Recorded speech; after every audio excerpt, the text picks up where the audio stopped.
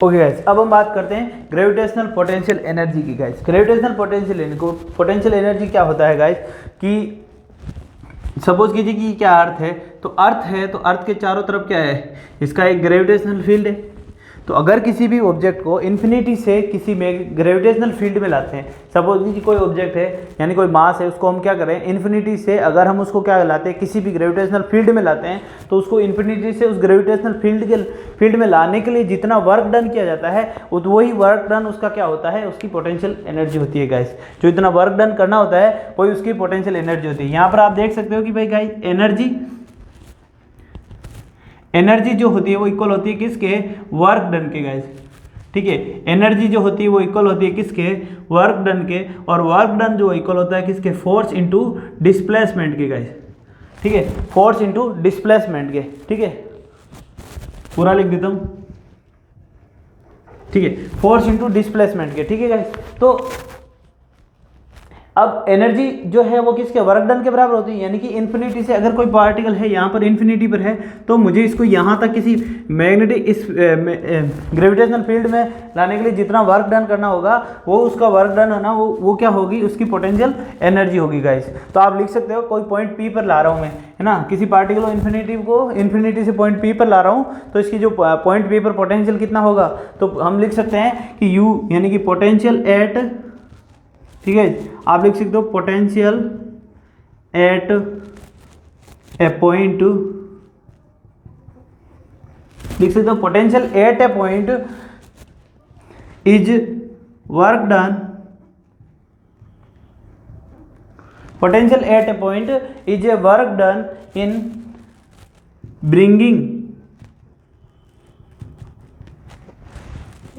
Bringing unit mass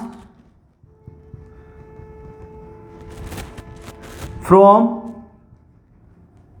infinity to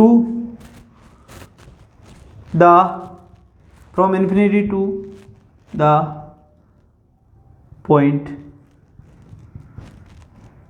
P या point P, यानी कि इसको इन्फिनिटी से पॉइंट P तक लाने में जो पोटेंशियल होगा, तो V ऑफ P बराबर कितना होगा, work done infinity to P upon 1। यानी कि जो यूनिट मास जो होगा उसको, कोई भी यूनिट मास, इकाई मास को जो बोलते हैं हम, उसको इन्फिनिटी से P पॉइंट तक लाने में जो उसका पोटेंशियल होगा, तो पोटेंशियल एट पॉइंट P कितना होगा, potential at P point is work done is bringing a unit mass from infinity to the point P। यानी कि इन्फिनिटी से पॉइंट P तक लाने में जितना वर्क डन किया गया वो उसका क्या होगा, पोटेंशियल होगा। गाइस ठीक है गाइस, अब हम देखते हैं ड्राइव करते हैं पोटेंशियल एनर्जी का फॉर्मूला किस तरीके से ड्राइव करें, इसको नोट कर लीजिए गाइस, फिर हम फॉर्मूला ड्राइव करते हैं। ओके अब हम ड्राइव करते हैं पोटेंशियल एनर्जी का फॉर्मूला। तो हम देखते हैं कि एक मास है m1, ठीक है, दूसरा मास कहीं इन्फिनिटी पर है m2, ठीक है।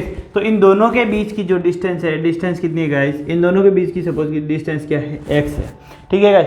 तो अब इसको, इस पॉइंट m2 को यहाँ से m1 से कहीं r डिस्टेंस पर, यानी कि इस m2 से कोई r डिस्टेंस है, r डिस्टेंस पर P पॉइंट है, वहाँ तक लाने में जितना वर्क डन करना पड़ेगा उसको हम देखते हैं कि P तक लाने में जितना वर्क डन करना पड़ता है वो इसका क्या होगा, पोटेंशियल एनर्जी होगी। तो कैसे फाइंड आउट करेंगे गाइस, तो देखो ये जो है m2 कहाँ पर है, इन्फिनिटी पर है, यहाँ से मुझे क्या लाना है, इसको यहाँ तक लाना है, तो इस पर कोई ना कोई फोर्स काम, ग्रेविटेशनल फोर्स काम करेगा। और ग्रेविटेशनल फोर्स क्या होता है गाइस, F बराबर क्या होगा, G m1 m2 upon x square guys, ठीक है गाइस। तो अब ये कह रहा है कि P पॉइंट पर हमें देखना है पोटेंशियल, ठीक है गाइस, हमें देखना है ग्रेविटेशनल पोटेंशियल एनर्जी। गाइस हमें क्या करना है, ग्रेविटेशनल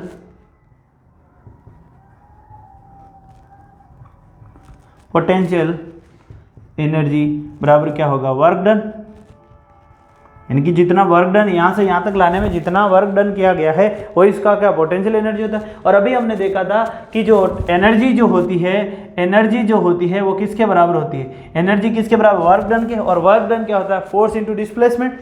तो मैं यहाँ वर्क डन को क्या लिख सकता हूँ, वर्क डन को लिख सकता हूँ फोर्स इनटू डिस्प्लेसमेंट, ठीक है। तो फोर्स यहाँ पर कितना है, F बराबर कितना है गाइस, तो पोटेंशियल एनर्जी u बराबर क्या रहा है, फोर्स इंटू डिस्प्लेसमेंट। फोर्स कितना है, F लिख देता हूँ मैं, G m1 m2 upon x square into displacement. अब मैं क्या करूँगा, डिस्प्लेसमेंट बिल्कुल बारीक चलूंगा, dx एक साथ नहीं है कि फुल स्पीड से लेके आ जाऊँ, फुल स्पीड से नहीं, इसको बिल्कुल कम धीरे धीरे dx डिस्प्लेसमेंट से चलना पड़ेगा, ताकि जो इसके फोर्स है उसमें चेंज ना आए, फोर्स में चेंज नहीं आए, इसलिए हमें जो डिस्प्लेसमेंट चलना पड़ेगा वो बिल्कुल हल्का हल्का चलना पड़ेगा, ताकि इसके फोर्स में चेंज ना हो। तो हम जो डिस्प्लेसमेंट चलेंगे, कितनी डिस्प्लेसमेंट चलेंगे गाइस, dx। तो यहाँ पर dx डिस्प्लेसमेंट चलेंगे तो इसकी जो पोटेंशियल एनर्जी आएगी वो कितनी आएगी गाइस, du आएगी। तो du बराबर क्या आ रहा है, g m1 m2 upon x square dx आ रहा है गाइस। अब मुझे क्या करना है, इसका इंटीग्रेशन करना है, क्योंकि मुझे इसको इन्फिनिटी से x तक r डिस्टेंस तक लाना है, तो मुझे क्या करना है, इसका इंटीग्रेशन करना है। तो मैं क्या कर दूंगा, इसका इंटीग्रेशन कर दूंगा, integrate from infinity to r, ठीक है गाइस। अब हम देखते हैं गाइस, तो अब देखो इसको किस तरीके से करेंगे कि ये जो u बराबर हो जाएगा कितना, इंटीग्रेशन ऑफ ये कितना आएगा, इन्फिनिटी टू r गाइस। तो यहाँ पर कितना हो जाएगा, है कितना हमारे पास, f कितना है, g m1 m2 upon x square dx।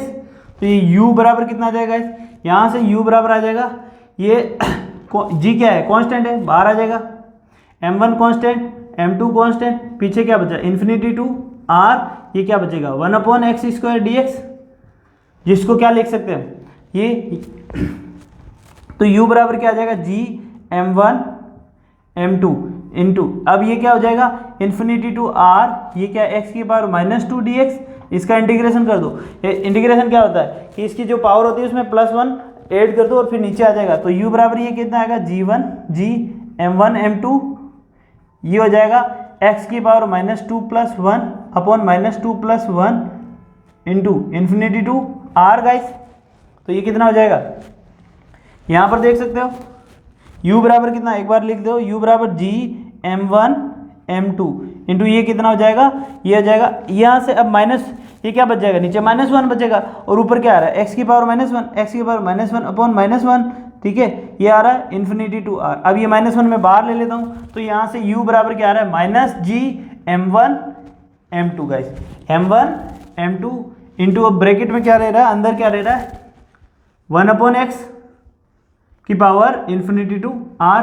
तो मैं u बराबर क्या लिख सकता हूँ, -g m1 m2 इंटू ये हो जाएगा 1 अपॉन तो एक बार ये हो जाएगा x, 1 upon x minus 1 upon x करेंगे तो 1 upon r minus 1 upon infinity. तो 1 अपॉन इन्फिनिटी क्या हो जाएगा, 0 हो जाएगा। तो यहाँ पर u बराबर -g m1 m2 अपॉन क्या बच जाएगा r। तो ये आपका क्या आ गया, पोटेंशियल एनर्जी। तो पोटेंशियल एनर्जी जो u बराबर क्या आ गई आपके पास, u बराबर -g m1 m2 upon r आ गया गाइस यहाँ से। तो किसी भी पार्टिकल को इन्फिनिटी से किसी भी ग्रेविटेशनल फील्ड में लाने के लिए जो वर्क डन करना होता है वो उसका क्या होता है, पोटेंशियल एनर्जी होती है गाइस। अगली बात समझ में, इसको नोट कर लीजिए गाइस। यहाँ पर आपका हो जाता है ग्रेविटेशनल पोटेंशियल एनर्जी खत्म गाइस। मिलते हैं नेक्स्ट वीडियो में गाइस।